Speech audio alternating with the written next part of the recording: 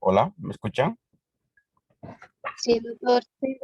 Y van a disculpar, es que mi batería de mi computadora se ha acabado y no me di cuenta. Bueno, Ya, doctor. eh, bueno, ya les había mencionado eh, de los medicamentos para visión.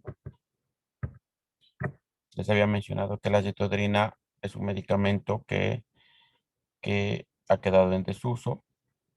Es un medicamento que produce mucho problema cardiopulmonar. Por este motivo ya no se utiliza. El sulfato de magnesio también es un medicamento que se estaba utilizando como autoinhibición, pero tampoco ya se utiliza el sulfato de magnesio. Sí se utiliza en pacientes como neuroprotector, principalmente en fetos muy pretérminos por debajo de las 31 semanas de gestación. Y el manejo es de la siguiente manera, hemos mencionado, como dosis de ataque en una solución de 250 cc, ya sea fisiológico glucosada, nosotros añadimos 4 a 6 gramos de sulfato de magnesio y esto pasamos en 15 a 20 minutos. Y la dosis de mantenimiento, bueno, esa es la dosis de ataque. Y la dosis de mantenimiento, nosotros utilizamos 1000 cc de Zinger lactato. Ya en esa 1000 cc colocamos 10 ampollas de sulfato de magnesio, que serían 10 gramos. Y esto nosotros pasamos a 1 gramo por hora o 100 ml por hora. ¿Ya? Eso les había mencionado. Y dentro de los efectos adversos del sulfato de magnesio, produce una hipotensión transitoria, abolición de los reflejos osteotendinosos y también puede producir paro respiratorio o paro cardiopulmonar. El sulfato de magnesio también es un medicamento muy bueno, pero tiene muchos efectos adversos si es que producimos una intoxicación por sulfato de magnesio. Les había mencionado que la indometacina como antiprostaglandínico es uno de los medicamentos autoinhibidores que sí se está utilizando actualmente. Es un medicamento autoinhibidor que se puede administrar eh, forma de supositorio de 100 miligramos por vía rectal cada noche. Por 3 noches se puede administrar la indometacina como tocolítico autoinhibidor, pero hay un inconveniente que solamente se puede utilizar hasta las 32 semanas de gestación, porque después de las 32 semanas de gestación, perdón, puede producir efectos adversos no muy favorables para el neonato, como ser un cierre precoz del conducto arterioso fetal, hemorragias intracraneales y también produce una insuficiencia renal fetal que se puede manifestar como un oligohidramnios, ¿no? Entonces, con la indometacina como antiprostaglandínico, inhibidor de la ciclooxigenasa, entonces es un medicamento, sí se utiliza en pacientes para uteroinhibir, pero como les había mencionado, solamente hasta las 32 semanas de gestación.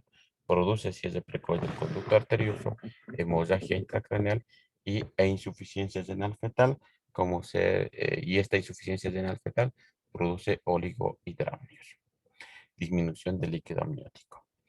Tenemos los bloqueadores de los canales de calcio.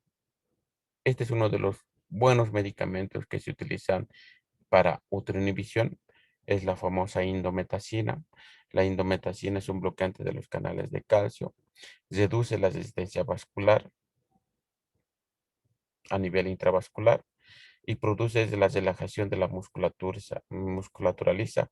Por tal motivo va a producir vasodilatación a nivel vascular y a nivel sistémico a nivel uterino va a producir relajación y a nivel vascular sistémico va a producir vasodilatación. Em, entonces, los canales, bloqueantes los canales de calcio como ser el nifedipino también tiene sus efectos adversos. Mm, Si no se maneja en forma adecuada, puede producir una hipotensión materna y de esta manera producir muchos problemas en la paciente. Por este motivo, el nifedipino como bloqueante de canales de calcio no se utiliza cada 20 minutos, como algunos médicos estaban utilizando.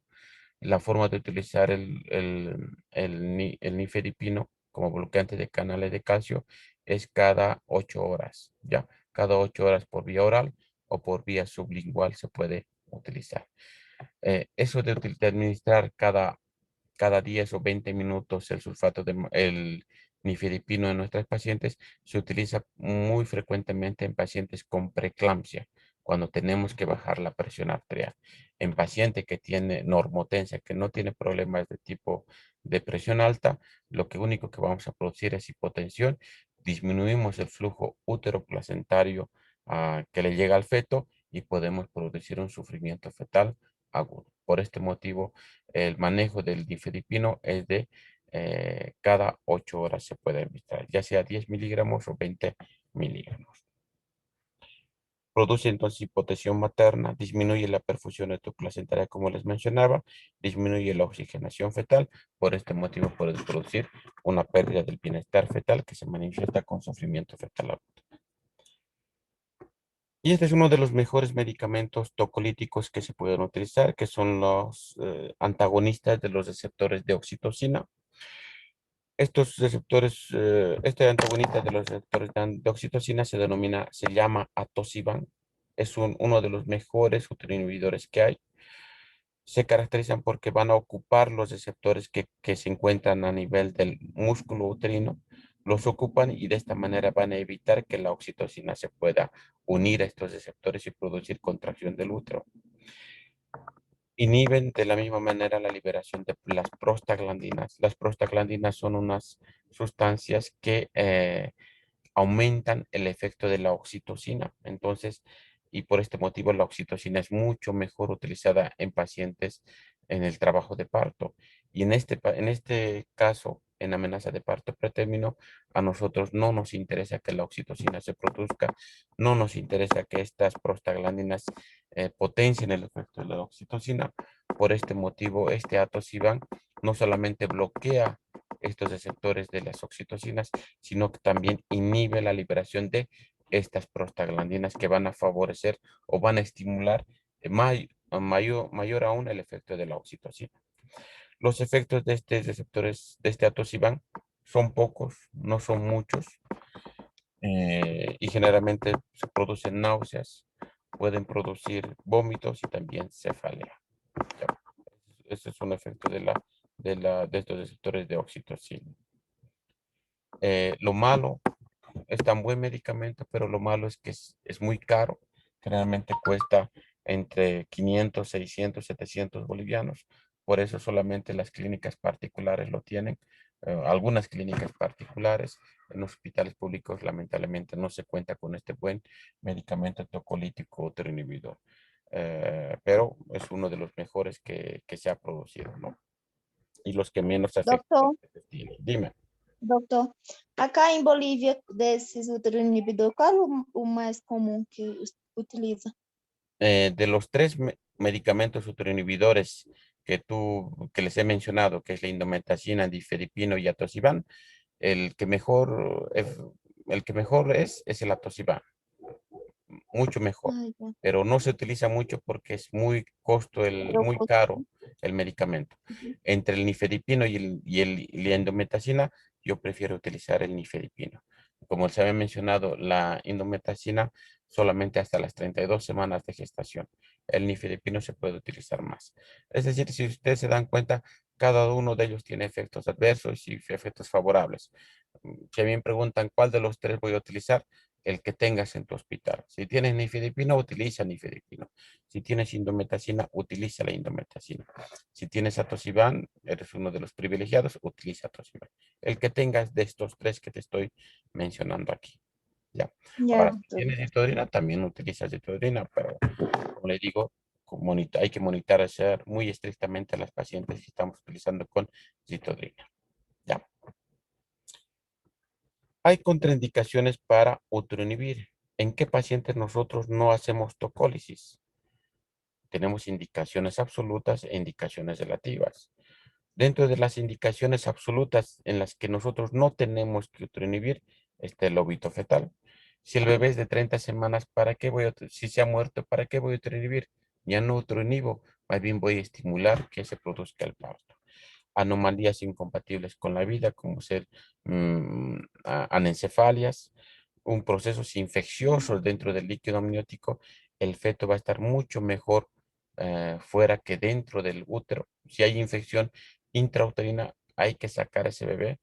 aunque sea pretérmino 30, 28, 31 semanas, ese bebé se va a morir si está en un medio infeccioso. Lo mejor es interrumpir el embarazo. Pacientes con eclampsia o preeclampsia severa, cuando veamos el tema de preeclampsia severas, ustedes se van a dar cuenta que nosotros no tenemos días, tenemos horas para interrumpir el embarazo. Ya vamos a hablar de eso cuando veamos el tema de preeclampsias. Pacientes con desprendimiento de placenta normalmente insertada, les he mencionado que es una urgencia obstétrica, que si nosotros dejamos un feto con desprendimiento, con DPPNI, ese feto se va a morir cualquier momento. Entonces, en este caso, no podemos interrumpir. Lo mejor va a ser interrumpir el embarazo. En placentas previas sangrantes de la misma manera, ya que tengan una hemorragia masiva las pacientes.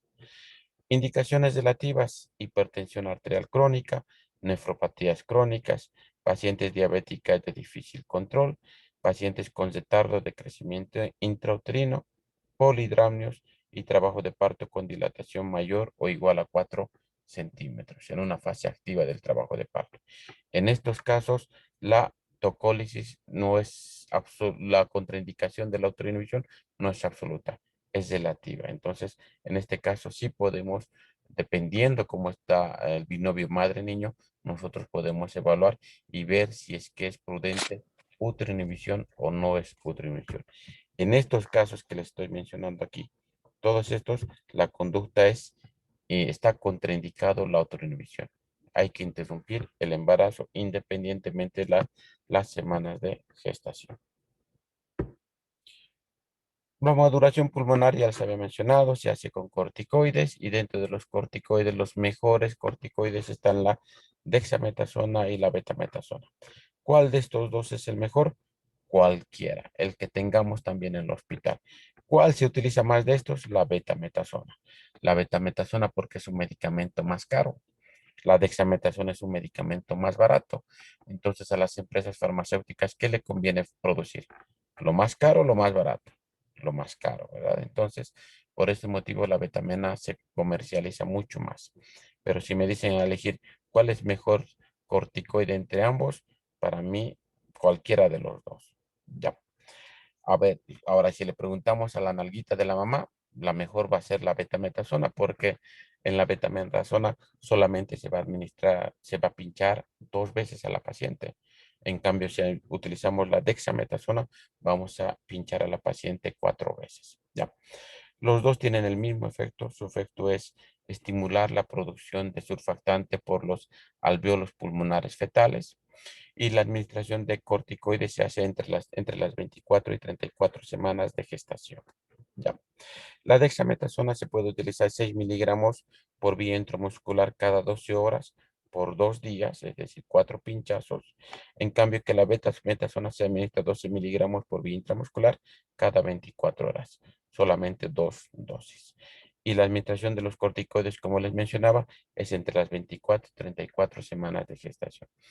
Ustedes me dirán, doctor, pero 35, 36 semanas yo puedo utilizar corticoide.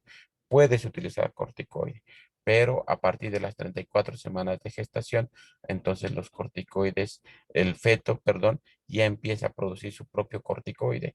Ya no necesitamos más administrar corticoide, dicen algunas escuelas. Por este motivo se dice que a las 34 semanas ya no corticoide. Directamente se utiliza, se deja a la paciente porque el feto está produciendo su propio corticoide y no necesitamos administrarles más corticoide. El mecanismo de acción, estos corticoides estimulan a los neumocitos tipo 2 de los alvéolos pulmonares y estos empiezan a producir grandes cantidades de surfactante.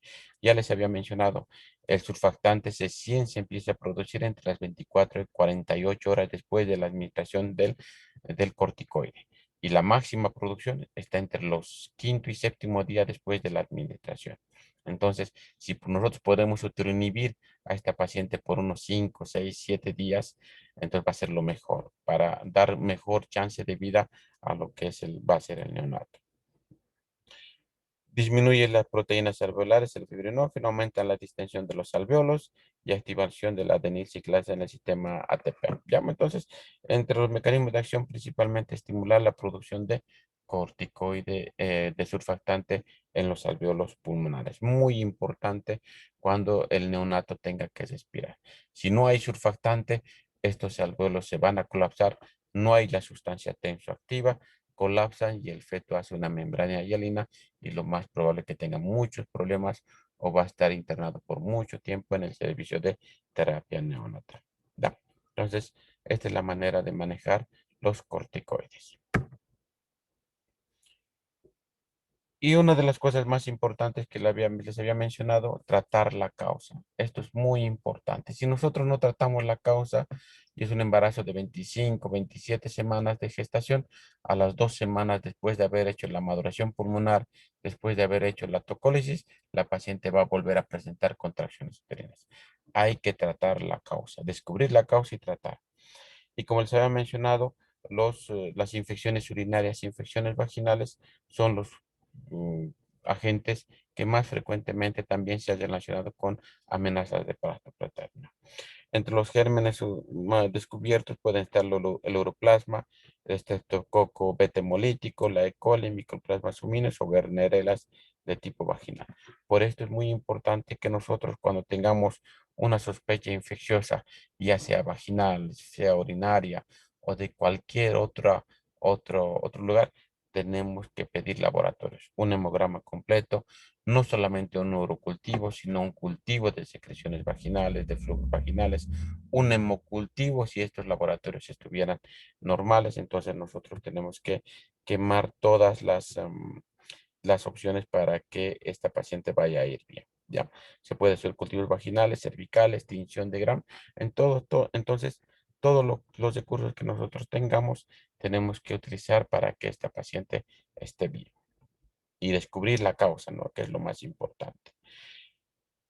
Y si digamos, entre los antibióticos, bueno, va a depender mucho, si hablamos de infecciones urinarias o infecciones vaginales, dependiendo del germen que salga y el antibiótico terapia, bueno, entre los medicamentos menos antibióticos, menos adversos para el embarazo, está lo que es la ampicilina o la gentamicina, ¿no?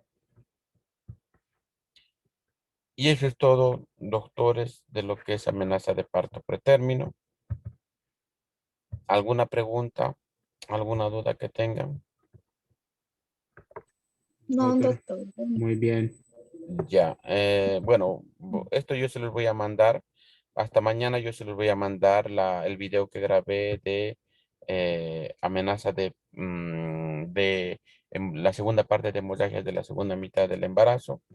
Eh, y el día lunes vamos a avanzar ruptura prematura de membranas. Se van a dar cuenta que es un tema muy relacionado con amenaza de parto pretérmino.